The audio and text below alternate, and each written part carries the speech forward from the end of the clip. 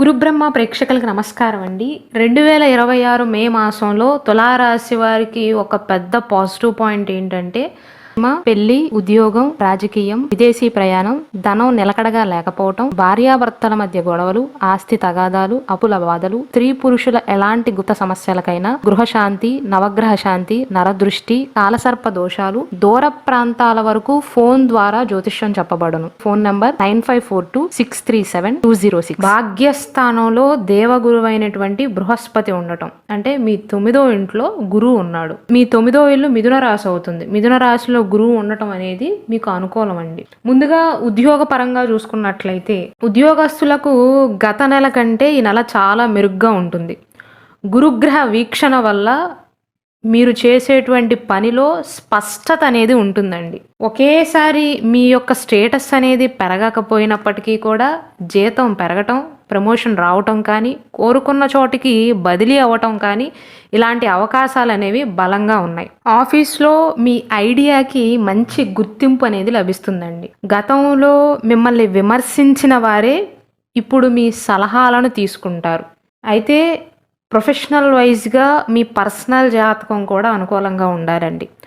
ఉదాహరణకు ఇద్దరు తులారాశిలో జన్మించినప్పటికీ కూడా ఒకరి 10వ స్థానంలో మంచి గ్రహం ఉండవచ్చు, ఇంకొకరి జాతక చక్రంలో అంటే రాశి ఫలాలు బట్టి కాదండి, వారి డేట్ ఆఫ్ బర్త్ బట్టి, టైమ్ ఆఫ్ బర్త్ బట్టి ప్రతి ఒక్క మనిషికి కూడా సపరేట్ జాతక చక్రం అనేది ఉంటుంది. అది వారికి మాత్రమే సొంతం. ఏ ఇద్దరికి కూడా ఒకే జాతక చక్రం ఉండదు.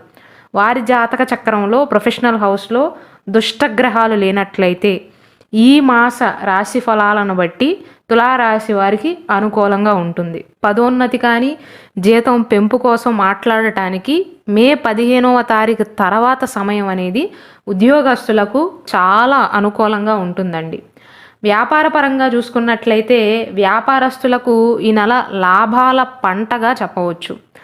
7వ స్థానంలో అంటే 7వ ఇంట్లో వ్యాపార భాగస్వామ్యానికి సంబంధించినటువంటి ఇంట్లో గ్రహాలకే రాజైనటువంటి రవి అనగా సూర్య భగవానుడు ఉచ్చ స్థితిలో ఉంటాడు. మీరు ఏ వ్యాపారం అయితే చేస్తున్నారో ఆ వ్యాపారం యొక్క బ్రాండ్ విలువ అనేది పెరుగుతుంది. కొత్త కస్టమర్లను ఆకర్షించడానికి మీరు చేసేటువంటి మార్కెటింగ్ ప్రయత్నాలు అనేవి ఈ మాసంలో ఫలించేటువంటి అవకాశాలు ఉంటాయి. ప్రభుత్వ సంబంధిత కాంట్రాక్టులు కానీ పనులు కానీ సులువుగా పూర్తవుతాయి. పార్ట్నర్షిప్ వ్యాపారాలు ఎవరైతే చేస్తున్నారో వారికి స్పష్టత అనేది ఉంటుందండి. ఎక్కడైనా పెట్టుబడి పెట్టాల్సి ఉన్నట్లయితే ఈ నెలలో ధైర్యంగా ముందుకు వెళ్ళవచ్చు. ఆరోగ్యపరంగా చూసుకున్నట్లయితే రాస్యాధిపతి అయినటువంటి శుక్రుడు 8వ స్థానంలో ఉండటం వల్ల ఆరోగ్యపరంగా మిశ్రమ ఫలితాలు ఉంటాయి. గత నెలతో పోలిస్తే తులారాశి వారికి దీర్ఘకాలిక సమస్యల నుండి కొద్దిగా ఉపశమనం అనేది లభిస్తుంది. అయితే చిన్నపాటి నీరసం కానీ ముఖ్యంగా ఆడవారికి హార్మోనల్ ఇష్యూస్ వచ్చే అవకాశాలు ఉంటాయండి. ఈ మాసంలో తులారాశి వారికి ఆరోగ్యపరంగా అయితే అంతగా అనుకూలమైనటువంటి గోచారం అనేది సూచించట్లేదు. ప్రాణాయామం చేయటం, మెడిటేషన్ చేయటం వల్ల మానసిక ప్రశాంతత లభిస్తుంది. అలాగే ఆహారంలో స్వీట్లు తగ్గించటం మంచిది, షుగర్ తగ్గించటం మంచిది. విద్యాపరంగా చూసుకున్నట్లయితే విద్యార్థులకు చదువుపైన ఆసక్తి అనేది పెరుగుతుంది. ముఖ్యంగా ఉన్నత విద్య కోసం విదేశాలకు వెళ్ళాలి అనుకునే వారికి ఈ సమయం అనేది శుభ సమయంగా చెప్పవచ్చు. కష్టపడి చదివిన దానికి తగిన ఫలితం వస్తుందండి. పోటీ పరీక్షల్లో మంచి ర్యాంకులు సాధించేటువంటి అవకాశాలు ఉన్నాయి. చదువు పట్ల సోమరితనం అనేది వదలాలి, బద్ధకాన్ని వదలాలి. 2026 మే 10వ తారీఖు లోపు మీ ప్రాజెక్టులు పూర్తి చేసుకోవటం లేదా మీకు ఇచ్చినటువంటి హోంవర్క్లు అనేవి పూర్తి చేసుకోవటం మంచిది. ఆర్థిక పరంగా చూసుకున్నట్లయితే ఆర్థిక స్థితి అయితే బాగానే ఉంటుందండి. ధనస్సు రాశి పైన గురువు యొక్క దృష్టి పడుతుంది. మీ భాగ్యస్థానంలో గురువు ఉన్నాడు కాబట్టి ధన ప్రవాహం బాగానే ఉంటుందండి. ఒకేసారి కట్టలు వచ్చి డబ్బులు పడిపోవు కానీ లోటైతే ఉండదు. రావాల్సినటువంటి పాత బాకీలు అతి కష్టం మీద వసూలయ్యేటువంటి అవకాశాలు ఉంటాయి. అనవసరమైనటువంటి ఖర్చులు అనేవి తగ్గుతాయి. ఒకవేళ మీకుండేటువంటి స్థిరాస్తులను, ల్యాండ్ని కానీ, ఇంటిని కానీ, బిల్డింగ్ని కానీ, ఫిక్స్డ్ ఎసెట్ని, అన్మూవబుల్ ఎసెట్ని కనుక అమ్మాల్సి ఉన్నట్లయితే ఈ నెలలో మంచి రేటు వచ్చే అవకాశాలు ఉంటాయి. అలాగే బ్యాంక్ లోన్ కోసం ఎవరైతే ప్రయత్నాలు చేస్తున్నారో అటువంటి తులారాశి వారికి సానుకూలమైనటువంటి వార్తలు అందుతాయి.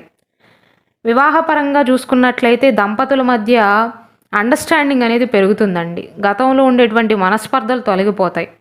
భాగస్వామితో కలిసి తీర్థయాత్రలు కానీ విహారయాత్రలు కానీ చేసేటువంటి అవకాశం ఉంటుంది. అయితే సూర్యుడు మంచి గ్రహం అయినప్పటికీ ఉచ్చస్థితిలో ఉన్నప్పటికీ కూడా సూర్యుడు అహాన్ని సూచిస్తాడు.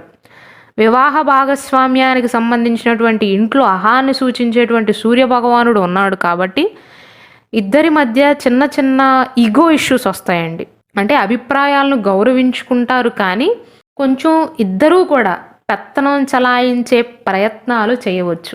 ఉద్యోగ ప్రయత్నాలు చేస్తున్న వారికి ఎలా ఉండబోతుందంటే కొత్త ఉద్యోగం కోసం చూస్తున్న వారికి మే 2వ వారం నుండి మంచి కాల్స్ వచ్చేటువంటి అవకాశాలు ఉన్నాయి.